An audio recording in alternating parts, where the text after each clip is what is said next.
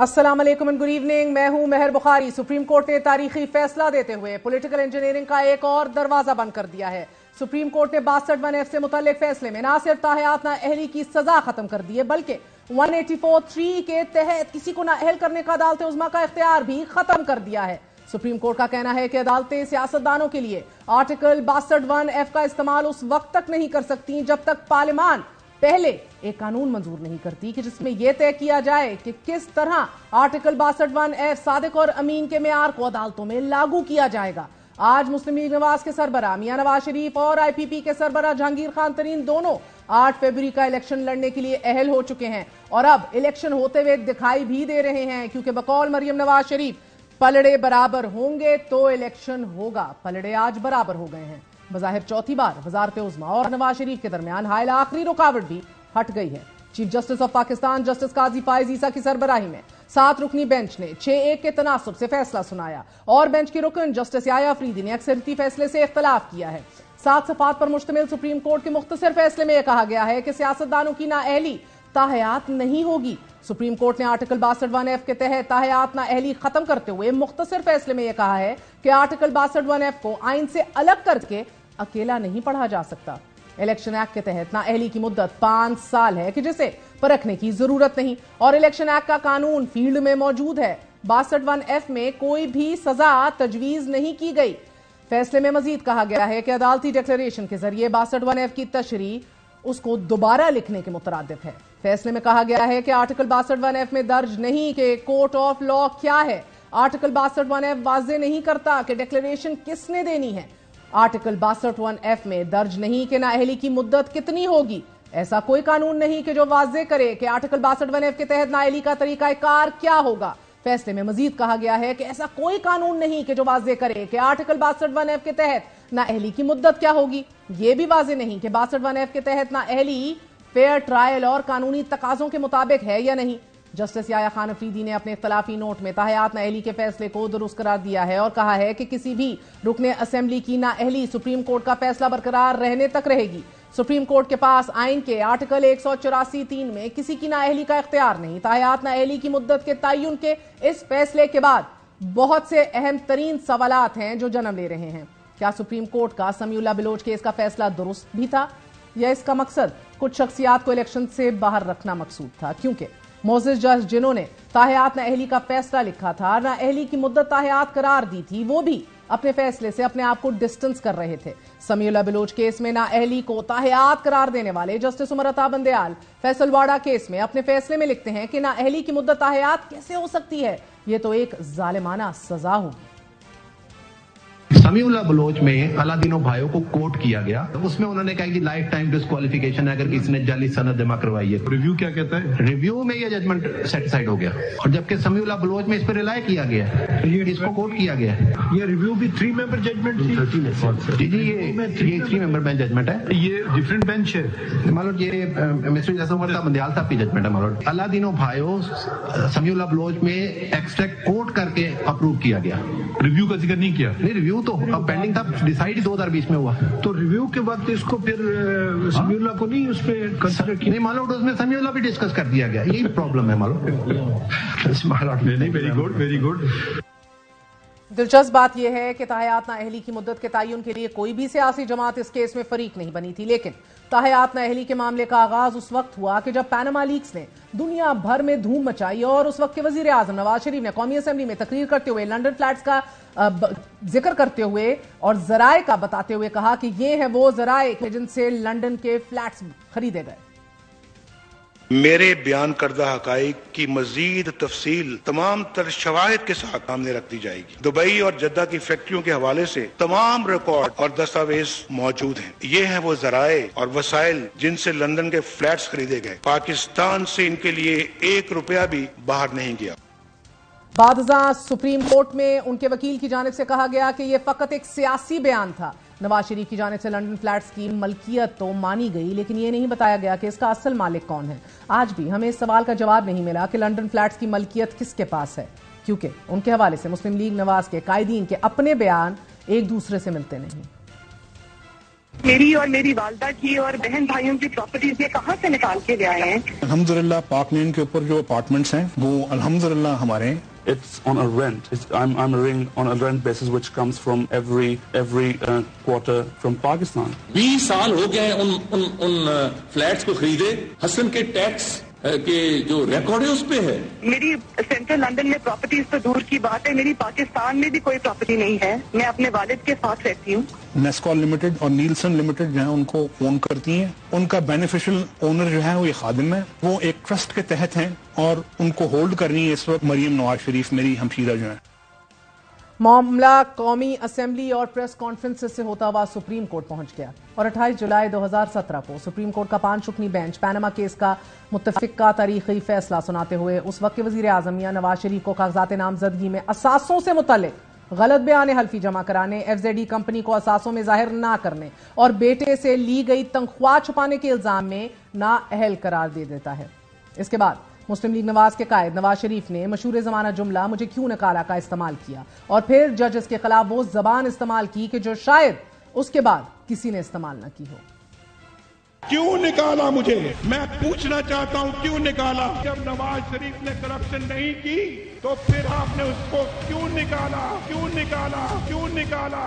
4-5 لوگ کروڑوں عوام کی قسمت کا فیصلہ کر سکتے ہیں؟ جج صاحبان بغض سے بھرے بیٹھے. بعد ازاں سپریم کورٹ کا 5 رکنی بینچ 13 اپریل 2018 کو نااہلی کی مدت کے تعین کے لیے سمیع بلوچ کیس کا فیصلہ دیتے ہوئے نااہلی کو تاحیات نااہلی قرار دے دیتا ہے. ناظرین، عدالت نے 60 صفحات پر مشتمل فیصلے میں یہ لکھا کہ اگر کوئی شخص 62(1) کے معیار پر پورا نہیں اترتا تو وہ تاحیات نااہل ہے. عدالت نے اس فیصلے میں مزید لکھا کہ 62(1) امیدوار کی اہلیت جانچنے کے لیے ہے. اس میں نااہلیت کی میعاد کا ذکر موجود نہیں. آئین میں لکھا ہوا ہے کہ اس کی نااہلیت تاحیات رہے گی کہ جب تک عدالتی ڈیکلریشن موجود ہے. نااہلیت برقرار رہے گی. سپریم کورٹ کے اس فیصلے کے بعد ناظرین میاں نواز شریف اور جہانگیر خان ترین دونوں کے دونوں تاحیات نااہل ہو گئے. یہ فیصلہ 5 رکنی بینچ میں شامل جسٹس عمر عطا بندیال نے تحریر کیا اور پھر عدالت میں پڑھ کر بھی سنایا. لیکن 4 سال بعد جب الیکشن کمیشن نے فیصل واڑہ کو تاحیات نااہل کیا تو عمر عطا بندیال صاحب ہی تھے جو اس وقت کے چیف جسٹس تھے. انہوں نے اس کیس کی سماعت کے دوران تاحیات نااہلی کے اس قانون کو کالا قانون قرار دیا. یہی عمر عطا بندیال صاحب حنیف عباسی کی جانب سے پی ٹی آئی رہنماؤں کی نااہلی اور غیر ملکی فنڈنگ کیس کے خلاف دائر درخواستوں پر فیصلہ سنانے والے بینچ میں بھی شامل تھے. اس بینچ نے عمران خان کے خلاف پٹیشن کو خارج کرتے ہوئے انہیں صادق اور امین قرار دیا اور جہانگیر خان ترین کو نااہل کر دیا. گزشتہ سماعت پر چیف جسٹس قاضی فائزی اور بینچ میں شامل دیگر ججز کے کچھ ریمارکس سے یہ واضح ہو گیا تھا کہ یہ فیصلہ کیا آ سکتا ہے اور متوقع کیا ہے، کیونکہ 5 جنوری کی سماعت میں چیف جسٹس نے کہا تھا کہ 5 لوگوں کے اوپر جو مشتمل ایک گروپ ہو ان کی دانش کے اوپر آپ کس طرح 5 جینٹل مین کے اوپر ان کی دانش کے اوپر آپ کس طرح پارلیمان کے اوپر غالب آ سکتے ہیں. بڑے واضح طور پہ اس حوالے سے ریمارکس اور اپنا موقف دیا تھا. اور اس کے بعد یہ بھی کہا کہ آئین میں کہاں لکھا ہے کہ نااہلی کی سزا تاحیات ہوگی. ایسا نہیں ہونا چاہیے کہ جب موڈ میں ہو تو تاحیات نااہل کر دو اور جب موڈ میں نہیں ہو تو نااہلی ختم کر دو. تاحیات نااہلی کا کیس ایک کلاسک بریلینٹلی کلاسک کیس ہے کہ کس طرح ہمارا سیاسی بیانیہ بھی منقسم رہا، ہماری سپیریئر جوڈیشری بھی منقسم رہی اور کس طرح ہماری پوری کی پوری سیاست جو ہے وہ دھرم بھرم ہو کے رہ گئی. اس کی حیت ہی تبدیل ہو گئی. پاکستان کے قانونی اور آئینی نظام کی خامیوں کو سامنے لانے کے لیے بہترین کیس ہے کہ آج بھی کسی کو یہ نہیں معلوم کہ لنڈن فلیٹس کا اصل مالک کون ہے، لیکن آج بھی منی ٹریل کا کسی کو کوئی سراغ نہیں پتا. جسٹس عمر عطا بندیال کا سمیع اللہ بلوچ والا فیصلہ درست ہے یا پھر اللہ دینوں کی اپیل درست ہے، اور فیصل واڑہ کیس کا فیصلہ انصاف کے معیار کو پورا اتر رہا ہے، یا پھر یہ جاننا بھی ہمارے لیے اہم ہے کہ کیا تاحیات نااہلی کے فیصلے کو کالعدم قرار دے کر سپریم کورٹ نے اپنا آج غلطی کا ازالہ کیا ہے. پاکستان پیپلز پارٹی کے چیئرمین بلاول بھٹو زرداری بارہا پروگرام آف دا ریکارڈ میں خصوصی گفتگو کرتے ہوئے یہ دعویٰ کر رہے ہیں کہ عدالت کے آج کے فیصلے سے جمہوریت مضبوط ہوئی ہے. سپریم کورٹ نے یہ فیصلہ سنا دیا ہے کہ ڈسکوالیفیکیشن 5 سال کا ہوگا. لانگر ٹرم میں تو یہ پاکستان کی جمہوریت کے لیے اور پاکستان کی سیاست کے لیے ایک اچھا ڈیولپمنٹ ہوگا. میاں صاحب سمجھتے ہیں کہ اس کا فائدہ ہو رہا ہے، تو کل اگر خان صاحب ڈسکوالیفائی ہوتا ہے تو وہ بھی صرف 5 سال کے لیے ہوگا. تو میرے خیال میں دونوں کے لیے ایک اچھا خبر ہوگا. شاہد کاکان عباسی صاحب السلام علیکم، بہت بہت شکریہ ساتھ دینے کا. سر، میاں صاحب کی نااہلی سیاسی تھی؟ بالکل سیاسی تھی. نہ آئین میں گنجائش ہے نہ قانون میں گنجائش ہے. اہلیت بھی سیاسی ہے؟ اہلیت ہمیشہ سیاسی ہوتی ہے. تاریخ یہ فیصلہ کرے گی کہ کیوں جس طریقے سے لگ رہا ہے کہ مسلم لیگ نون کی اگلی حکومت بننے جا رہی ہے یہ کیوں کر اور کیسے بنائی گئی؟ اگر غلط ہوئی تو اس کا ہوگا. آپ بھی الیکشن نہیں لڑ رہے نا اپنے ارد گرد ماحول دیکھ کر. میں نے جو دیکھا ہے جو آل ملک کی سیاست آپ مورخ کا انتظار کیوں نہیں کر رہے؟ آپ کیوں الیکشن سے بیٹھے ہوئے ہیں باہر؟ آپ لکھیں نا الیکشن لڑے تو صحیح. میں تو مورخ کا انتظار کر رہا ہوں. آپ کہہ رہے ہیں اس ماحول میں کنٹیسٹ ہی نہیں کرنے کو تیار. میں جو ملک کی سیاست کی بات کر رہا ہوں کہ آج جو جماعتیں ہیں سب اقتدار میں رہی ہیں, اگر یہ آگے کا فیصلہ نہیں کریں گی یہ الیکشن بے مقصد ہوگا. میری یہ جو آپ کے ہوتے ہوئے دکھائی دے رہا ہے آپ کو ابھی مجھے دکھائی دے رہا ہے کہ آپ آج کس کے پاس صلاحیت ہے ملک چلانے کی؟ کسی کے پاس نہیں ہے. سب حکومت کر چکے ہیں. تو آج پہلے فیصلہ کر لیں ہم نے آگے کرنا کیا ہے. اگر آپ کو یہ نہیں پتا کہ میں نے کرنا کیا ہے, صرف کرسی چاہیے سب کو, تو پھر ملک نہیں چلے گا. میری صرف یہ سوچ ہے. ہو سکتا ہے یہ سوچ غلط ہو لیکن میری یہ سوچ. اور آپ کی جماعت کو بھی صرف ابھی حکومت چاہیے, یہ نہیں پتا کہ آگے ہر جماعت کو حکومت چاہیے ہوتی ہے, لیکن آج اقتدار برائے اقتدار کی گنجائش نہیں ہے. آج کرسی کی تلاش کی گنجائش نہیں ہے. آج ہم سب کو یہ آپ جیسا بندہ سمجھ گیا ہے تو یہ میاں صاحب کیوں نہیں سمجھ رہے بات؟ ہم میں سے کوئی نہیں سمجھا. بدقسمتی کی آپ کو کوئی سینس آف ارجنسی نظر آ رہی ہے ملک کے اندر کہ ملک کے حالات خراب ہیں؟ کوئی پریشانی نظر آتی ہے آپ کو؟ بڑی پریشانی. مجھے پریشانی ہے. مجھے پریشانی. میاں صاحب کو کیوں پریشانی نہیں ہے؟ ان کی اپنی سوچ ہے. میں کیا کہہ سکتا. کیا سوچ ہے ان کی؟ سوچ اپنی ہے بھائی, ہر ایک کی اپنی سوچ ہوتی ہے. میں تو اپنی سوچ کا اظہار کر دیا ہے. اب وہ مینیفیسٹو آ رہا ہے, اپنی سوچ کا اظہار کر دیں گے. 2022 اور 2024 کی آج کی مسلم لیگ نون میں بہت فرق ہے. سردار مہتاب عباسی بھی علیحدہ ہو گئے کہ یہ تو وہ جماعت ہی نہیں ہے. ہمارا کوئی ذاتی شکوہ نہیں ہے. میں نے آپ کو بڑی کلیئرلی بتایا. میری صرف ایک ریزرویشن ہے کہ جو سیاست آج میری جماعت کر رہی ہے مجھے اس سے اتفاق نہیں ہے. بس وہ کیا سیاست ہے؟ وہ یہ سیاست ہے کہ ہم اقتدار برائے اقتدار کی سیاست آج کر رہے ہیں, اور سب کر رہے ہیں. یہ نہیں کہ مسلم لیگ نون کر رہی ہے, پیپلز پارٹی بھی کر رہی ہے, سب جماعتیں کر رہی ہیں. تو آج میں صرف یہ کہتا ہوں کہ آج آپ کو کرسی کچھ نہیں دے گی. یہ بہت بھاری کرسی ہے, بڑی مشکلات ہیں ملک کی, کسی کے بس میں نہیں ہے کہ مسائل حل کر سکے. آج مل کر بیٹھیں. آج اس ملک کو اتفاق چاہیے. پری الیکشن مل کے انتشار جی پری الیکشن مل کے بیٹھیں. بعد میں نہیں بیٹھ پائیں گے, اور اگر الیکشن متنازع ہو گیا پھر تو آپ کو اور مسائل کا سامنا ہوگا, جو کہ ہونے جا رہا ہے. آپ کو لگ رہا ہے؟ بہرحال یہ وقت بتائے گا. میں تو امید ہی کر سکتا ہوں کہ نہیں ہوگا. سر, جو ریٹروسپیکٹیو غلطیوں کو درستگی جن کی آج کی جا رہی ہے, جو حال میں کچھ جو غلطیاں ہو رہی ہیں آن گراؤنڈ, وہ سپیریئر جوڈیشری ان کا تعین کرنے میں اور ان کو پرکھنے میں اہلیت دکھا رہی ہے؟ کریں. میں تو چاہتا ہوں سر وہ لیول پلینگ فیلڈ کے کیس کے اندر بھی تحریک انصاف عدالت دے رہی ہے نا, وہ کہتے ہیں کریں. دیکھیں اگر آج نہیں کریں گے تو کل ٹھیک کرنا پڑے گا. ہم نے تو ماضی سے سبق نہیں سیکھا نا. سو موٹو اختیارات ہمارے جوڈیشری کے پاس ہیں, انہوں نے ایکسرسائز بھی کیے ہیں, لیکن میں سمجھتا ہوں کہ جہاں ملک کے معاملات تھے شاید وہ اس میں ناکام رہے ہیں. جس طرح یہ میاں نواز شریف صاحب والا جو کیس تھا, سو موٹو لینا چاہیے تھا, غلط ہوا ہے.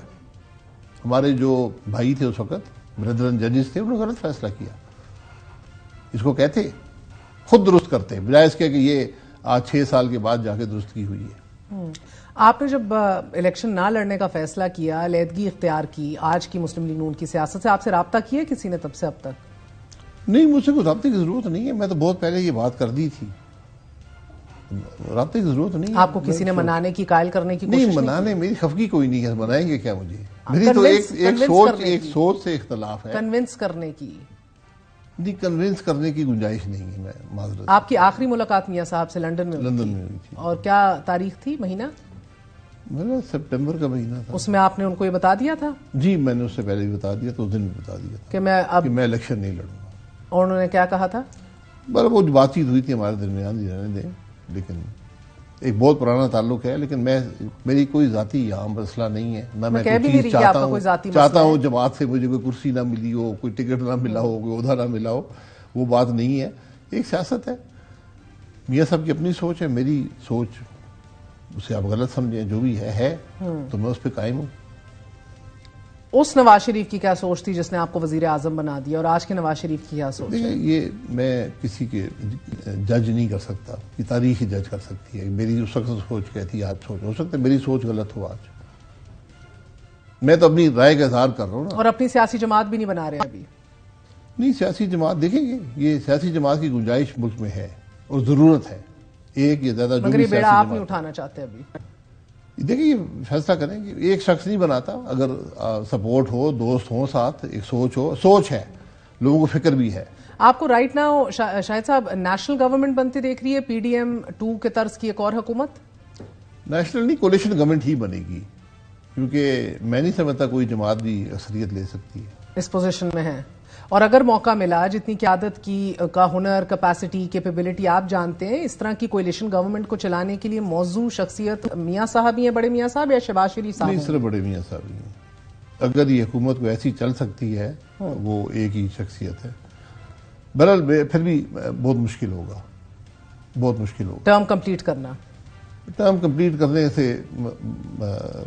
کسی چیز کا حل نہیں ہے, کام کرنے کا, ڈیلیور کرنے کا. ٹرم کمپلیٹ ہوتی دیکھ رہے ہیں آپ؟ ٹرم شروع ہوگی تو کمپلیٹ ہوگی نا.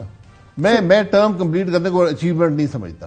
کام پہ اچیومنٹ سمجھتے ہیں. 1 سال کی حکومت بھی جو کام کرے وہ 5 سال کی ناکام حکومت پہ حاوی ہے. اچھا, اور ٹرم شروع ہونے کے حوالے سے آپ کو پورا یقین ہے کہ 8 فروری کو الیکشن ہونے جا رہے ہیں, یا کہیں نہ کہیں کوئی شک و شبہات ہیں ابھی بھی؟ لیکن میرا تو کام ہے نا یقین کرنا, لیکن لوگ یقین نہیں کر رہے. نہیں سر, اتنے آپ بھلے ہوتے تو آپ اپنی جماعت کی باتوں پہ بھی یقین کر لیتے, تو آپ یقین تو نہیں کرتے آرام سے. ابھی جو آپ باتیں سن رہے ہیں, جو آپ کو سمجھ آ رہی ہے, آپ کو الیکشن ہوتے دکھ رہے ہیں؟ دیکھیں پہلے میرا خیال تھا کہ ضرور ہوں گے, ہر آدمی سوال کر رہا ہے. آج 1 مہینہ رہتا ہے, ہر آدمی سوال کر رہا ہے. لیکن جب سے یہ سینٹ کا ریزولوشن پاس ہوا ہے اور آج اس کی درستگی نہیں ہوئی, تو مجھے کچھ شک شبہ ہو گیا کہ دال میں کچھ کالا ہے. جی, آج اس کی درستگی کرتے نا. اگر اس دن 15 لوگوں نے ظلم کر دیا, اور اتنا بڑا ظلم کیا کہ پارلیمان کے ایک حصے نے دوسرے پارلیمان کے حصے کو بننے سے روکنا چاہتا ہے. وہ کہتے ہیں جی الیکشن نہ کرائیں, نہیں ہونے چاہیے. بھئی آپ کو کس نے اختیار دیا ہے؟ آئین. آج سپریم کورٹ نے کیا کہا ہے کہ ریڈنگ انٹو دی کانسٹیٹیوشن, یہ تو کانسٹیٹیوشن کی نفی کرنا چاہتے ہیں سینٹ. تو آج سیاسی جماعتوں کا کام تھا کہ آج اجلاس بلاتے, ان کی ممبرشپ وہاں پر ہوتی, اور اس بات کا اظہار کرتے ایک ریزولوشن پاس کر کے کہ ہم اس سوچ کے خلاف ہیں کہ ملک میں الیکشن ہونے چاہیے. تو میں حیران ہوں کہ تمام سیاسی جماعتیں بیٹھی ہیں اور کسی نے بھی گلہ شکوہ نہیں کیا. بلکہ جے یو آئی فے اور آئی پی پی نے تو خیر مقدم کیا ہے, اون کیا ہے اسے کہ صحیح ہے اس قرارداد میں جو سوچ آ رہی ہے. پیپلز پارٹی اور نون لیگ بھی ابھی خاموش ہیں, ادھر سے بھی اونرشپ آیا.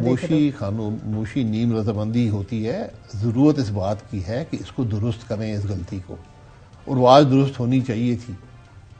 اللہ کرے اس کے بعد ہی کر لیں. بہت بہت شکریہ. سابق وزیر اعظم شاہد خاقان عباسی ہمارے ساتھ موجود تھے. آپ نے گفتگو سنی. مسلسل 4تھی بار وزیر اعظم بننے کے جنون میں انتخابات سے فقط چند ماہ پہلے ہی ملک کی بڑی سیاسی جماعت کو دیوار سے لگا دیا گیا. حکومتی کریک ڈاؤن میں 20,000 سے زائد پارٹی رہنماؤں اور کارکنان کو گرفتار کیا گیا, انہیں اٹھا کر جیل میں ڈال دیا گیا, ان پر تشدد, گھیراؤ جلاؤ اور توڑ پھوڑ کے مقدمات درج کر دیے گئے. حزب اختلاف کی اس بڑی سیاسی جماعت کے ملک گیر مظاہروں میں 16 افراد جہاں سے ہاتھ دھو بیٹھے اور 5,000 سے زائد زخمی ہو گئے. 250 سے زائد گاڑیوں کو آگ لگا دی گئی. ملک میں انارکی پیدا ہوئی, فوج کو طلب کر لیا گیا, اور اس پاداش میں اپوزیشن پارٹی کو کچل کر رکھ دیا گیا. انسانی حقوق کے ادارے ہیومن رائٹس واچ نے یہ دعویٰ کیا کہ اسے ایسے ثبوت ملے ہیں کہ اپوزیشن پارٹی پر ضرورت سے زیادہ طاقت کا استعمال کیا گیا. بڑے پیمانے پر گرفتاریوں, جبری گمشدگیوں, تشدد اور ماورائے عدالت قتل کے ریاستی ادارے ذمہ دار ہیں. کرپشن کے الزام میں جیل میں بند اپوزیشن پارٹی لیڈر کو گھر میں نظر بند کر دیا گیا. اس دوران نظر بند لیڈر کو ملک سے باہر بھیجنے کی باز گشت بھی ہوئی, مگر حکومتی جماعت نے باہر جانے کی اجازت نہیں دی. 2018 میں اس اپوزیشن لیڈر کو ایک ٹرسٹ کے قیام میں $2.5 لاکھ کی خرد برد کے الزام میں 5 سال کی سزا سنائی گئی اور جیل میں قید کر دیا گیا. قید و بند کی صحبتیں برداشت کرتی اپوزیشن پارٹی نے ملک میں عام انتخابات سے پہلے آزاد الیکشن کمیشن اور آزاد نگران حکومت کے قیام کا مطالبہ کر دیا, اور اس مطالبے کو بھی مسترد کر دیا گیا, اور اپوزیشن کی اس جماعت کو دہشت گرد جماعت قرار دے دیا گیا. اپوزیشن جماعت نے حکومت پر دھاندلی, کریک ڈاؤن اور اپوزیشن کو انتخابات سے باہر رکھنے کے الزامات عائد کرتے ہوئے عام انتخابات کا بائیکاٹ کیا اور حکومتی جماعت کے لیے انتخابی راہیں آسان کر دیں. ملک میں یہ تاثر پھیلا دیا گیا کہ حکومتی جماعت ہی ملک اور عوام کی ترقی کی سب سے بڑی ضامن ہے. ماضی میں ملک کی ترقی, لوگوں کو غربت سے نکالنے اور فی کس آمدن میں 3 گنا اضافے کو بھی حکومتی جماعت کی کارکردگی بنا کر پیش کیا جانے لگا.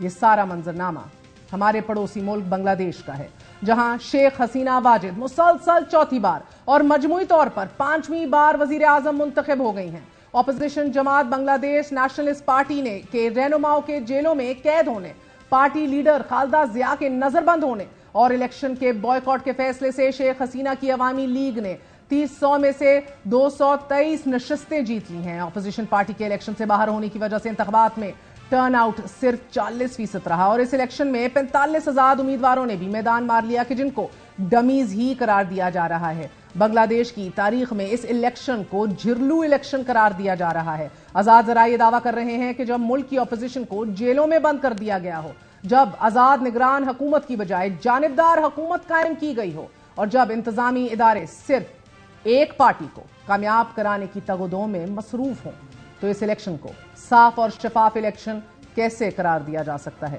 اسی حوالے سے ساؤتھ چائنا مارننگ پوسٹ نے شیخ حسینہ واجد کی اس جیت کو جمہوریت کے تابوت میں آخری کیل سے تشبیہ دیتے ہوئے اسے منقسم بنگالی عوام کی مشکلات میں مزید اضافہ قرار دیا ہے۔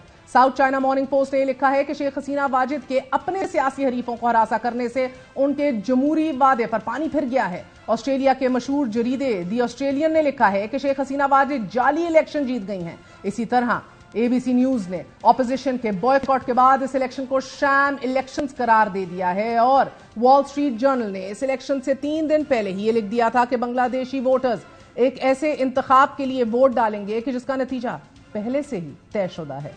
حسینہ واجد کی 5ویں مدت کے لیے سیاسی تاج پوشی پر مایوسی بڑے پیمانے پر دیکھی جا رہی ہے، خاص طور پر نوجوان اور اربن ایریاز کے دہندگان میں کہ جنہیں آزادانہ طور پر بولنے کے لیے سکڑتے ہوئے ماحول کا سامنا ہے اور اسی طرح سے بہت سے لوگوں کے بیان ریکارڈ کیے جا رہے ہیں۔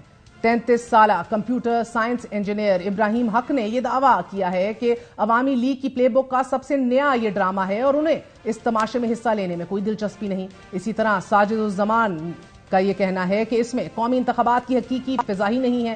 ایک مقامی میگزین کے 26 سالہ مصنف کا یہ کہنا ہے کہ حالیہ برسوں میں اظہار رائے کی آزادی اور اختلاف رائے کے تحفظ میں کمی واقع ہوئی ہے کہ جس کی وجہ سے وہ اپنے خیالات اور آراء کو صرف چند منتخب لوگوں کے ساتھ ہی بانٹتے ہیں اور شیئر کرتے ہیں اور اس پر مجبور ہیں جس پہ وہ بھروسہ کر سکتے ہوں۔ تجزیہ کار انتخابات کے بعد BNP کے سیاسی جماعت کے طور پہ ڈی رجسٹرڈ ہونے کے امکانات بھی روشن دیکھ رہے ہیں، کیونکہ حسینہ واجد کہہ چکی ہیں کہ BNP کو سیاست کرنے کا کوئی حق نہیں۔ To short break, we're going to be right back۔ ایک ایسے وقت میں جب ملک میں انتخابی مہم جاری ہے، کل ملک بھر میں انٹرنیٹ سروس معطل رہی۔ فیس بک، ایکس، یوٹیوب اور ٹک ٹاک تک رسائی میں صارفین کو شدید مشکلات کا سامنا رہا۔ سوشل میڈیا کی اس بندش کے حوالے سے پاکستان ٹیلی کمیونیکیشن اتھارٹی کی طرف سے کوئی باضابطہ وضاحت سامنے نہیں آئی، لیکن سوشل میڈیا صارفین اور PTI ورکرز اسے تحریک انصاف کی فنڈ ریزنگ مہم کی راہ میں رکاوٹ ڈالنے کی کوشش قرار دے رہے ہیں۔ حکومت پر الزام عائد کیا جا رہا ہے کہ ورچوئل فنڈ ریزنگ ٹیلیتھون کی وجہ سے انٹرنیٹ سروس ڈاؤن کی گئی۔ Human rights council of Pakistan نے سوشل میڈیا کو ڈاؤن کرنے کو بین الاقوامی قانون کی خلاف ورزی قرار دیا ہے اور اس سے پہلے بھی PTI کے ورچوئل جلسے کو بھی سوشل میڈیا پر روکنے کے لیے انٹرنیٹ سروس میں خلل سامنے آئی، شکایات موصول ہوئیں اور یہ عین اس وقت دیکھنے میں آیا کہ جب شام کو PTI کے ورچوئل جلسے میں تقاریر شروع ہوئیں اور جو ہی یہ تقاریر شروع ہوئی پاکستان کے کئی شہروں میں سوشل میڈیا تک رسائی مشکل ہو گئی۔ PTI دعویٰ کر رہی ہے کہ اس کا راستہ روکنے کے لیے سوشل میڈیا کو بطور ہتھیار استعمال کیا جا رہا ہے اور انتخابی میدان سے باہر رکھنے کے لیے بلے کا نشان واپس کیا جا رہا ہے۔ لیکن سائفر کیس میں آج عمران خان کو ریلیف ملا ہے۔ خصوصی عدالت نے 10-10 لاکھ کے ضمانتی مچلکوں پر بانی PTI کی رہائی کی روپکار جاری کر دی۔ خصوصی عدالت کے جج ابوالحسنات ذوالقرنین کی جانب سے جاری روپکار میں یہ کہا گیا ہے کہ بانی PTI کی ضمانت منظور ہو چکی اور اگر وہ کسی اور دوسرے مقدمے میں نامزد نہیں تو انہیں رہا کر دیا جائے۔ ضمانت منظور اور رہائی کے روپکار جاری ہو جانے کے باوجود مگر عمران خان توشہ خانہ اور 190 ملین پاؤنڈ کیس میں گرفتاری کی وجہ سے جیل میں ہی رہیں گے اور 5 سال کی نااہلی کی وجہ سے انتخابی مارکے میں بھی نہیں اتر سکتے۔ بانی PTI بدستور انتخابی میدان سے बाहर हैं तो पार्टी आज भी लेवल प्लेइंग फील्ड का तकाजा कर रही है। मुल्क की सबसे बड़ी अदालत में खड़ी है। आज अदालत ने इलेक्शन कमीशन और चीफ सेक्रेटरी पंजाब की रिपोर्ट्स पर तहरीक इंसाफ से तहरीरी जवाब तलब किया। दौरान समाज चीफ जस्टिस ने रिमार्क्स दिए कि इलेक्शन कमीशन ने तफसीली रिपोर्ट जमा करवाई है और रिपोर्ट में कोई खामियां हैं तो अदालत को बताइए। पीटीआई वकील लतीफ खोसा ने अदालत से अर्ज की कि रिपोर्ट में इलेक्शन कमिश्नर पंजाब के तहफुजात का कोई जिक्र ही नहीं। इस पर चीफ जस्टिस ने लतीफ खोसा को मुखातिब करते हुए कहा कि खोसा साहब, आप यहां खड़े होकर इलेक्शन कमीशन की रिपोर्ट को मुस्तरद नहीं कर सकते। लतीफ खोसा ने चीफ जस्टिस से अर्ज की कि जनाबे वाला, मैं आपकी तवज्जो आप ही के ऑर्डर की तरफ दिलाना चाहता हूं। चीफ जस्टिस ने इस्तफसार करते हुए कहा कि हमें अपने ऑर्डर का पता है, आप क्यों तवज्जो दिला रहे हैं। इस मौके पर जस्टिस मोहम्मद अली मजहर ने रिपोर्ट का हवाला देते हुए कहा कि आपके 1195 लोगों ने कागजात जमा करवाए। हमारे सामने चीफ सेक्रेटरी और इलेक्शन कमीशन के रिपोर्ट्स मौजूद हैं। चीफ जस्टिस ने लतीफ खोसा को हदायत की कि आप इन रिपोर्ट्स को झुठला रहे हैं तो जवाब में तहरीरी तौर पर कुछ लाना होगा। लतीफ खोसा ने अदालत से फिर अर्ज किया कि पीटीआई के किसी फ्रंट लाइन उम्मीदवार के कागजात नामजदगी मंजूर नहीं हुए। इस पर चीफ जस्टिस ने बरहमी का इजहार करते हुए कहा कि पीटीआई क्या चाहती है, क्या ये चाहती है कि 100% कागजात नामजदगी मंजूर हो जाएं? आप जो चाहते हैं वो बता दें। ये कानून की अदालत है, जबानी तकरीर से नहीं चल सकती। 3 MPO और दफा 144 पर चीफ जस्टिस और लतीफ खोसा के दरमियान जबरदस्त मुकालमा हुआ। लतीफ खोसा ने चीफ जस्टिस के सामने पार्टी के कानूनी जंग लड़ने की पूरी कोशिश की। इलेक्शन कमीशन ऑफ पाकिस्तान का एमपीओ से ताल्लुक क्या है, मुझे ये बता दीजिए। इलेक्शन कमीशन ऑफ पाकिस्तान तो नहीं जारी कर रहा है एमपीओ ऑर्डर्स। एमपीओ का ऑर्डर कौन करता है? डिस्ट्रिक्ट रिटर्निंग ऑफिसर कर रहे हैं। They are the deputy commissioners and they are the डीआरओज। ये लेवल प्लेइंग फील्ड है। आपने यही कहा ना अपने ऑर्डर्स में कि एक लेवल प्लेइंग फील्ड दें। ये लेवल प्लेइंग फील्ड है कि हमारे कैंडिडेट्स के एमपीओ चैलेंज किए हैं हाई कोर्ट्स में। एमपीओ ऑर्डर चैलेंज हुए हैं या सिर्फ नहीं हुए हैं अभी? सर कहीं कहीं तो हुए हैं और रोज जो इशू कर देते हैं तो किस किस को हम फिर यही काम करते रहे, इलेक्शन तो फिर न करें हम। अगर इसी तरह इन्होंने वन साइडेड करना है इनके कैंडिडेट्स के तो एक कभी एमपीओ का ऑर्डर नहीं हुआ, एक बता देंगे। एक मौके पर चीफ जस्टिस ने भरमी का इजहार करते हुए लतीफ खोसा से कहा कि मुझे लग रहा है कि आप इलेक्शन में ताखीर चाहते हैं और हम हर मुमकिन कोशिश कर रहे हैं कि इंतखाबात हों। चीफ जस्टिस ने भरम होते हुए लतीफ खोसा से कहा कि अदालत के सामने दुखड़े ना सुनाएं। अगर आपको पाकिस्तान के किसी इदारे पर एतबार नहीं तो क्या करें, यह कोई सियासी फोरम नहीं है। लतीफ खोसा ने कहा कि सर, हमें अभी तक जलसा करने की इजाजत नहीं मिल रही, कॉर्नर मीटिंग्स की इजाजत नहीं मिल रही। पीटीआई को खत्म करने का प्लान है और बानी पीटीआई पर फर्द जुर्म आयद कर दी गई है। इस पर चीफ जस्टिस ने एक बार फिर भरम होते हुए कहा कि सियासी बातें ना करें। हमारे सामने इस वक्त बानी पीटीआई की कोई दरख्वास्त नहीं, जितनी दरख्वास्तें आपकी आ रही हैं इतनी किसी और की आ नहीं रही। लेवल प्लेइंग फील्ड पर पीटीआई के मुकदमे की समाअत 15 जनवरी तक मुलतवी हो गई है, लेकिन बल्ले के निशान की वापसी पर पीटीआई की इस्तदा मंजूर करते हुए 10 जनवरी को समाअत के लिए मुकर्रर कर दिया गया है। मगर इससे पहले कल पेशावर हाई कोर्ट से भी बल्ले के निशान पर डिविजनल बेंच समाअत करेगा। इंतखाबात से फकत एक माह पहले मियां नवाज शरीफ और जहांगीर खान तरीन को लेवल प्लेइंग फील्ड मिल गई, मगर क्या अदालतों से किसी ऐसे रिलीफ की तवक्को की जा सकती है कि पीटीआई को बल्ला भी वापस मिल जाए और उसका बानी भी इंतखाबी मैदान में उतर सके? बात करेंगे, हमारे साथ सीनियर वकील और पीटीआई के सीनियर रहनुमा बाबर रवान साहब मौजूद हैं। बाबर साहब, बहुत बहुत शुक्रिया साथ देने का। आपने आज ये गुफ्तगू और मुकालमा भी देखा होगा। एक मौके पर चीफ जस्टिस बारहा बड़ा नाराज भी हुए और उन्होंने कहा कि खोसा साहब, आप सियासी तकरीर बंद कर दें। मुझे लग रहा है कि आप इलेक्शन में ताखीर चाहते हैं और हम हर मुमकिन कोशिश कर रहे हैं कि इंतखाबात हों। चीफ जस्टिस मजीद भरम हुए बाबर रवान साहब की अदालत के सामने दुखड़े ना सुनाए जाएं। अगर आपको पाकिस्तान के किसी इदारे पर एतबार नहीं तो हम क्या करें? ये कोई सियासी फोरम नहीं है। जी सर। थैंक यू महर। पहली बात यह है कि जो लिटिगेशन है हमारी, कोई वो फ्रिवलेस लिटिगेशन नहीं है। आपके सामने और पूरी कौम के सामने इसको कहते हैं पब्लिक रिपोर्टेड फैक्ट, और इस तरह के फैक्ट अखबारात की तराशों के ऊपर उन्होंने एक दफा नवाज शरीफ की गवर्नमेंट हटाई थी सुप्रीम कोर्ट ऑफ पाकिस्तान ने, और एक दफा जो वतन पार्टी का मुकदमा है उसके अंदर भी उन्होंने अखबारात को रिलाई किया था, और एक दफा फिर एक और हुकूमत को हटाने के लिए भी अखबारी रिपोर्ट्स और जो पब्लिक इंफॉर्मेशन थी और पब्लिक फैक्ट्स थे उनका नोटिस लिया गया था। इसलिए हम वो फैक्ट्स सामने रखने की कोशिश कर रहे हैं। बेसिकली इसको समझने की जरूरत है कि पाकिस्तान में एक पैटर्न के जरिए से पाकिस्तान तहरीक इंसाफ, उसके लीडर इमरान खान और पाकिस्तान के जो उम्मीदवार थे तहरीक पाकिस्तान के और तहरीक इंसाफ पाकिस्तान के, उनके खिलाफ एक मुहिम चलाई गई। कहीं पे पेपर स्नैचिंग हुई, कहीं पे खवातीन को धक्के मारे गए, कहीं बाजू मरोड़े गए। ये सारा पैटर्न सामने रखने की कोशिश हो रही थी। लेकिन इस हद तक मैं एक वजाहत करना बहुत जरूरी समझता हूं कि पाकिस्तान तहरीक इंसाफ ने अपनी 2 सूबों के अंदर अक्सरियती गवर्नमेंट्स इसलिए रुखसत कर दी थी कि हम इलेक्शन चाहते थे। वो जो नोटिस लेने वाली बात ये थी कि कोई नोटिस ऐसा लिया जाता कि जो लोग 90 दिन के बाद 91 दिन और 91 से लेके 191 तक जाने की कोशिश कर रहे हैं, उनको कैसे रोका जाए। उसका एक ही रास्ता था जिस रास्ते को चुना गया है, और बहुत अच्छी बात है सुप्रीम कोर्ट ऑफ पाकिस्तान ने एक ली वहां पे पाबंदी के इलेक्शन होना चाहिए। बाबर रवान साहब, मरवत साहब जो आपकी पार्टी के सीनियर वाइस प्रेसिडेंट भी हैं, उनको तो चीफ जस्टिस से उम्मीद नहीं है, वो कहते हैं। आपको है? PTI standing before the court, इसमें तो कोई किसी को शक शुबा नहीं होना चाहिए कि सुप्रीम कोर्ट लास्ट आर्बिटर है और उसके पास हमारे मुकदमात इस वक्त पेंडिंग है, मगर आपको रिलीफ की उम्मीद है? इसलिए जो असल इशू है वो मेरे ख्याल में, मैं इस तरह की चीज पे तबसरा नहीं कर सकूंगा, लेकिन जो असल इशू है वो ये है कि फरियाद भी अगर करनी हो तो जो पिटिशनर है उसको कहते ही उर्दू में फरियादी है, वो फरियाद कहाँ करेगा? अदालत के अलावा तो कोई दूसरी जगह नहीं है जहाँ से फरियाद वो तो है नहीं, मगर आप उस पर कॉमेंट नहीं करना चाह रहे।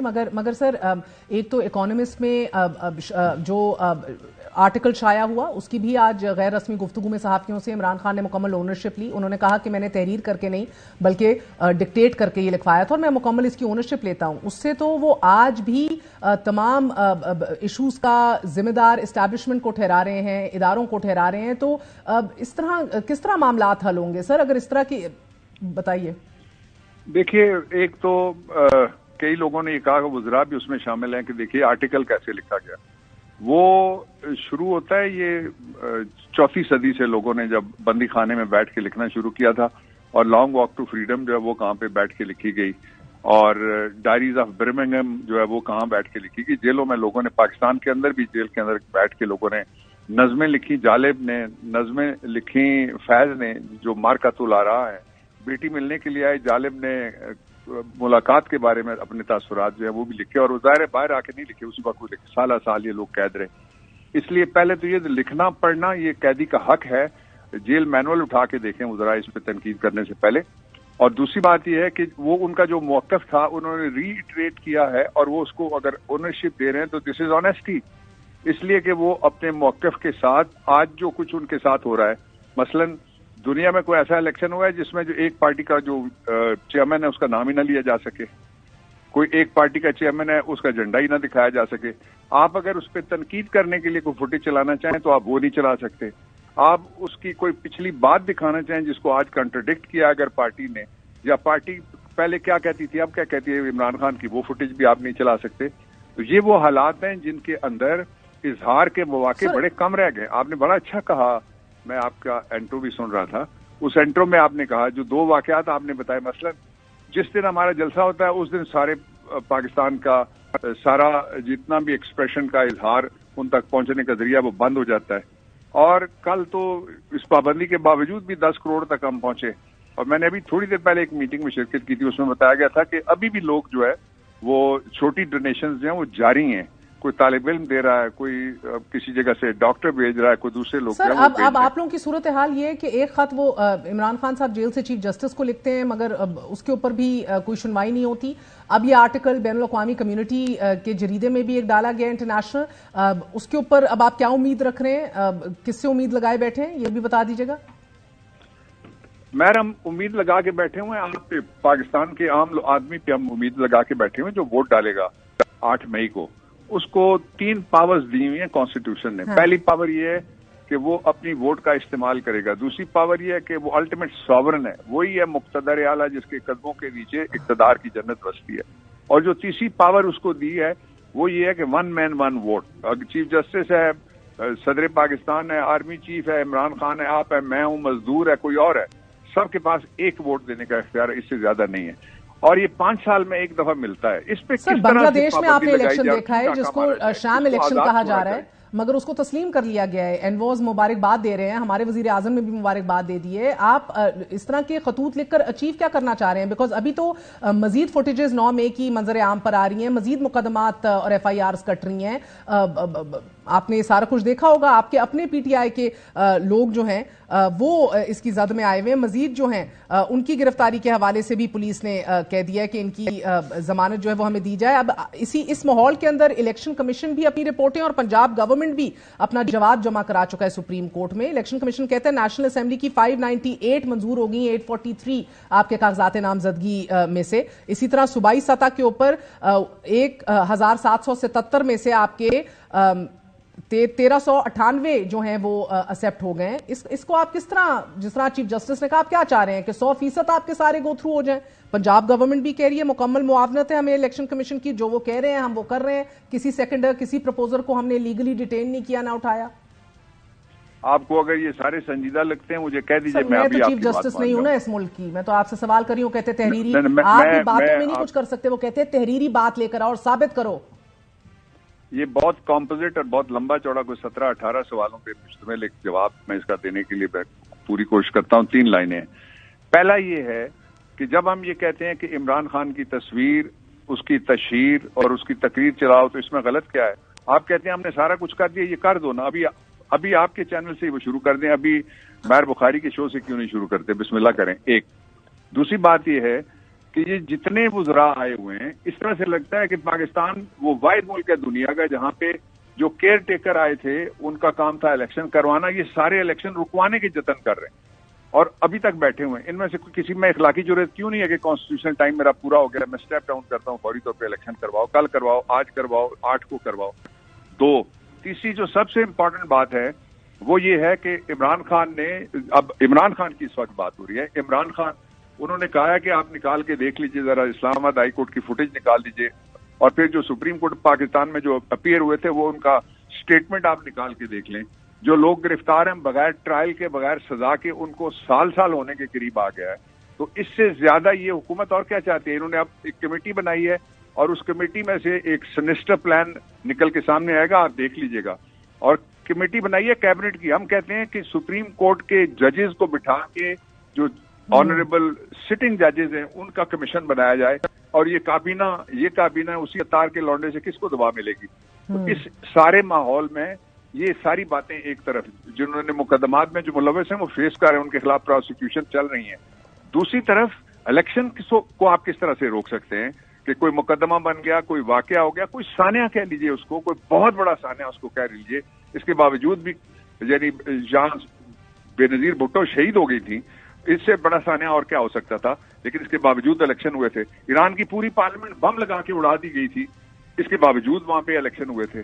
جب عالمی جنگیں ہو رہی تھیں اس دوران بھی بہت سارے ملکوں کے اندر الیکشن ہوتے رہے. تو یہ کوئی جواز نہیں ہے الیکشن سے بھاگنے کا. الیکشن میں فری فیئر ٹرانسپیرنٹ کرنے کے 2 طریقے میں آپ سے عرض کر دیتا ہوں. پہلا طریقہ یہ ہے کہ عمران خان کو موقع دیا جائے کہ وہ الیکشن لڑے. دوسرا طریقہ یہ کہ پاکستان تحریک انصاف کو, ہم لیول پلئنگ فیلڈ کی بات نہیں, ہم پہ کیوں احسان کرتے ہیں, ہمیں کیوں سوالی سمجھتے ہیں ادارے جو جن کے 5 جو اس وقت بیٹھے ہوئے ہیں گورنمنٹ کی صورت میں, کیوں ہمیں وہ سمجھتے ہیں کہ ہم سائل ہیں ان کے؟ ہم شہری ہیں, ہم پولیٹیکل پارٹی ہیں, ہم رجسٹرڈ ہیں, عمران خان رجسٹرڈ ووٹر ہے, پاکستان تحریک انصاف رجسٹرڈ پارٹی ہے, کوئی پروسکرائبڈ گروپ نہیں ہے ہم کہ جن کو کہا جائے ان کو ہم نے باہر رکھنا ہے. اس لیے اگر آپ چاہتے ہیں کہ پاکستان کے مسائل حل ہوں تو اس کا آئین حل یہ تجویز کرتا ہے کہ فیئر فری ٹرانسپیرنٹ الیکشن کرائیں, 5 سال کے لیے گورنمنٹ آئے جس کو بیکنگ ہو پبلک کی. اور سر اب باقی سارے کیا کہہ رہے ہیں, وہ کہتے ہیں الیکشن کراؤ. کیوں؟ وہ پاکستان کی کوئی ان کو غم نہیں ہے کہ یہاں الیکشن ہو یا نہ ہو. اصل بات یہ ہے کہ جب تک لوگوں کا اعتماد نظام کے اوپر نہیں آئے گا اس وقت تک سر یہ نظام کی کیسے آئے گی؟ ایک نظام کی ایک سسٹمیٹک کریکشن آج ضرور ہوئی ہے, تاحیات نا اہلی کو کلعدم قرار دے کر اس آپشن کو نکال کر, اور یہ کہہ کر کہ 184(3) کے تحت سپریم کورٹس اب سیاستدانوں کو نااہل نہیں کر سکتی ہیں, اور اب یہ خود پارلیمان تعین کرے کہ سگیسٹی, رائچسنس, اس کا پیمانہ کس طرح عدالتیں استعمال کریں گی. لیکن پاک لین اور عزیزیہ ریفرنس میں 7 اور 10 سال کی سزا ہوئی, میاں صاحب کو لائف ٹائم ڈسکوالیفائڈ ہو گئے وہ بعد ازاں. تو ریویوز دونوں خارج ہو چکے تھے, ان کے بھی اور جہانگیر خان ترین صاحب کے بھی. کیا اس کا یہ مطلب نہیں ہوتا جب ریویو خارج ہو جائے کہ ججمنٹ فائنالٹی اچیو کر چکی ہے یا ایک کلوز ٹرانزیکشن ہے, کسی اور کیس میں سو موٹو ایکسٹینڈ کر کے سیکنڈ ریویو دینا یا اسی کے مترادف ہے سیکنڈ ریویو دینے کے کہ جس کا آئین میں گنجائش نہیں ہے؟ This is one aspect of it. کیا کہیں گے آپ؟ 3 باتیں. سب سے پہلی بات یہ ہے کہ पाकिस्तान की तारीख में पहली दफा 18वीं आईनी तरमीम के अंदर सारी सियासी जमातें मौजूद थीं, जिनको 2 को बेनिफिट दिया गया, इनकी पार्टियां भी वहां पे मौजूद थीं जब 62(1)(f को रखा गया था एज इट इज। दूसरी बात यह है कि जो आज फैसला आया है short order, with respect I do not agree with that, except for जो जस्टिस याया आफरीदी साहब ने जो दिया है अपना इख्तलाफी नोट, मुझे उससे इत्तफाक है। ये जो मुकदमा था, ये मुकदमा था पाकिस्तान के कॉन्स्टिट्यूशन की एक बेसिक स्ट्रक्चर है। वो बेसिक स्ट्रक्चर आइन के आर्टिकल 227 में है कि कोई कानून खा वो अदालत बनाती है, खा वो पार्लियामेंट बनाती है, खा वो ऑर्डिनेंस के जरिए सदर बनाता है, अगर कुरान और सुन्नत के मुनाफी हो तो वो कानून नहीं बन सकता पाकिस्तान में। दूसरा आर्टिकल 2A जिसमें ऑब्जेक्टिव रेजोल्यूशन इसका पार्ट बनाया गया कॉन्स्टिट्यूशन का। और तीसरा और सबसे बुनियादी बात कि अल्लाह की सरजमीन पे अल्लाह के कानून के मुताबिक पाकिस्तान के लोगों के लिए हम एक ऑर्डर इस्टेब्लिश करेंगे जिसको आप गवर्नमेंट कहते हैं। ये कॉन्स्टिट्यूशन में लिखा हुआ है। अब जो आज जो वजाहतें मैंने देखी हैं जो ऑर्डर की जो आई हैं, वो उसमें से एक बात बहुत इंपॉर्टेंट है जो मैं आपके शो में रखना चाहता हूं। वो बात यह है कि उन्होंने कहा कि ये जो 265(f)(1) है, इसको 1F है, इसको आप पढ़ेंगे डी की तरह पढ़ें। डी में लिखा हुआ है कि कोई शख्स जो है उसका कैरेक्टर अच्छा होना चाहिए। दूसरा जो उन्होंने कहा जी कि ई की तरह आप पढ़ेंगे, उसमें लिखा हुआ है कि वो कबायर से उसको परहेज करना चाहिए।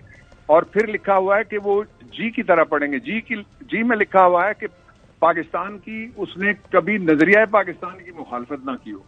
अच्छा, एक बात। दूसरी बात यह है कि कोई कॉन्स्टिट्यूशन में और ऐसी जगह नहीं है जहां पे ये लिखा हुआ हो कि अगर कोई कोर्ट का डिक्लेरेशन आता है तो कोर्ट के डिक्लेरेशन को जब तक वो कायम है, याया आफरीदी साहब ने ये इंटरप्रिटेशन किया which is correct to my understanding, कि कोर्ट का डिक्लेरेशन जब तक मौजूद है वो नाअहल है। अगर कोर्ट का डिक्लेरेशन सारी जिंदगी मौजूद है किसी के खिलाफ तो वो नाअहल रहेगा। ये दूसरी मैं आपको एक और बात सर एक और बात बताइएगा, क्या प्रैक्टिस एंड प्रोसीजर एक्ट के अंदर ये प्रोग्रेसिवली इस्तेमाल नहीं होना था? रेट्रोस्पेक्टिवली तो जजेस का फैसला इसके खिलाफ आया था। जी वो जजेस का फैसला खिलाफ आया था और ये बिल्कुल रिट्रोस्पेक्टिवली नहीं होगा, ये पर्सपेक्टिवली होगा। और जहांगीर खान तरीन, लेकिन मैं इससे बड़ी बात करना चाहता हूँ। बड़ी बात यह है कि पाकिस्तान के अंदर वहां मुझे नहीं पता कि किसी ने ये जजमेंट पढ़ी है कोर्ट में, मैंने नहीं किसी को सुना, जितना मैंने कार्रवाई देखी। आपने देखी हो तो मेरी करेक्शन कर दीजिएगा। जिस जजमेंट को आप चैलेंज कर रहे हैं वो किसी ने पढ़ी नहीं। वो जजमेंट आप अलिफ से ये तक पहले पढ़ें, उसमें से इश्यूज आप निकाल के, जिस तरह से कोर्ट ने ऑर्डर किया था, जो ये सुओ मोटो नोटिस लिया गया, सुओ मोटो नोटिस लेने के साथ साथ वो दरखास्तें जो उस कानून को जिसको मुस्तरद किया सुप्रीम कोर्ट ऑफ पाकिस्तान ने बाय मेजॉरिटी जजमेंट, उससे पहले की पड़ी हुई दरखास्तें वो भी साथ अटैच हो गई और उनके ऊपर भी जजमेंट आ गई। तो ये अनोमली पैदा हो गई है। अच्छा, तीसरी जो सबसे इंपॉर्टेंट बात मैं कहना चाह रहा था इस हवाले से वो ये है कि ये बार बार इस बात को कहा गया है कि माफी का तस्वुर है। आप जरा हराबा के जो जराइम है आप निकाल के देख लें, उसमें इस्लाम में चले सर, मगर अब आपके पास प्रैक्टिस एंड प्रोसीजर के बाद आपके पास तो रिव्यू की गुंजाइश है, तो जाएंगे उसमें? देखें, मैं तो पार्टी नहीं हूं, मैं तो वकील था समीउल्लाह बलोच का, और ये 2015 में एक आम सा केस आया था। मैंने बहस की जब, तो उसमें से पॉइंट्स ऐसे निकले कि 3 मेंबर्स ने 5 मेंबर्स में इसको कन्वर्ट कर दिया। सर आप जो इसमें इम्पॉर्टेंट बात है वो ये है कि उन्होंने सुप्रीम कोर्ट ऑफ पाकिस्तान ने, मुझे नहीं पता कि जो अमाइकस थे वो उनका क्या बैकग्राउंड था या क्या, मुझे नहीं ये भी मालूम नहीं, नाम भी नहीं मुझे मालूम, लेकिन मैं एक बात कहना चाहता हूँ कि ये इशू ऐसा है जो पाकिस्तान के कॉन्स्टिट्यूशन का जो इस्लामिक बेसिक स्ट्रक्चर है उसकी इससे नफी हो जाएगी। ठीक है सर, आप भुट्टो रेफरेंस में तो फाइलर थे गालिबन, if I am not wrong. आज चीफ जस्टिस साहब कह रहे थे कि इसमें सुप्रीम कोर्ट क्यों कसूरवार है, मार्शल लॉ एडमिनिस्ट्रेटर ही कसूरवार होगा तब का। ये दूसरी अनामली आपने बता दी कि एक हफ्ते में एक केस सुना गया जिसमें एक मुकदमे का फैसला हो गया, उस मुकदमे का रिव्यू, उसका फैसला हो गया, और रिव्यू के बाद फिर उसको सुप्रीम कोर्ट ऑफ पाकिस्तान ने 184(3) में और जो पिटीशन थी साथ रख के वो सुन लिया। अब जो सदर है उसको सवाल पूछने का इख्तियार नहीं बल्कि राइट है उसका कि वो सवाल पूछे अगर कोई है, और सुप्रीम कोर्ट ऑफ पाकिस्तान का फर्ज है कि वो नफी में या उसको मुस्बत में जवाब दे। दूसरी बात, अब जो जुल्फिकार अली भुट्टो का मुकदमा है یہ ایک عدالتی قتل تھا جسے عدالتی سر میرا وقت ختم ہو گیا ہے. آپ سے ایک کوئک سوال پوچھنا ہے. بابر روان صاحب معذرت. بلاول بھٹو زرداری نے آج ہمیں خصوصی انٹرویو دیا آف دا ریکارڈ میں. انہوں نے کہا کہ اس کا فائدہ نواز شریف کو ہوگا تاحیات نااہلی والی یہ جو کالعدم قرار دے دی ہے سپریم کورٹ نے, مگر مستقبل میں عمران خان کو بھی ہوگا. انہوں نے یہ بات بھی کہی ہے کہ عمران خان سے بات ہو سکتی ہے, راستہ نکالا جا سکتا ہے, لیکن اگر وہ اپنی غلطیاں مانے. دیکھیں میرے خیال میں اگر سر آپ اتنی پولیٹیکل آئسولیشن میں ہیں, آپ خیر مقدم نہیں کریں گے اس طرح کے کسی بیان کا؟ میں نے نہیں دیکھا, لیکن یہ کہنا بالکل ہی نواز شریف کے مقدمات کا اور عمران خان کے مقدمات کا مقابلہ کرنا بالکل ہی غیر مناسب بات ہوگی. مقدموں کا کوئی مقابلہ نہیں کر رہا, میں تو آپ سے پوچھ رہی ہوں. اور نہ ہی کوئی ان کو تاحیات نااہلی کا ڈیکلریشن ان کے خلاف ہے. اہلیت کا تاحیات ان کے پاس ڈیکلریشن موجود ہے, وہ سپریم کورٹ آف پاکستان میں سے حنیف عباسی کے مقدمے میں آیا تھا. اور جو دوسری سر آپ اس پولیٹیکل آئسولیشن سے نکلنا چاہیں گے؟ اللہ اللہ کر کے کسی نے ہاتھ بڑھایا ہے. آئسولیشن کا پی ڈی ایم شکار ہے اور آئسولیشن کا پی ڈی ایم کی گورنمنٹ شکار ہے. ہمیں 40 مہینے کے قریب ٹائم ملے تھا, 21 مہینے کے قریب جو انہوں نے لگائے پاکستان کی معیشت, معاشرت, سیاست, جمہوریت, بہت شکریہ بابر روان صاحب آپ کے وقت کے لیے. That's it for tonight. I'll see you all tomorrow. Good night. اللہ حافظ.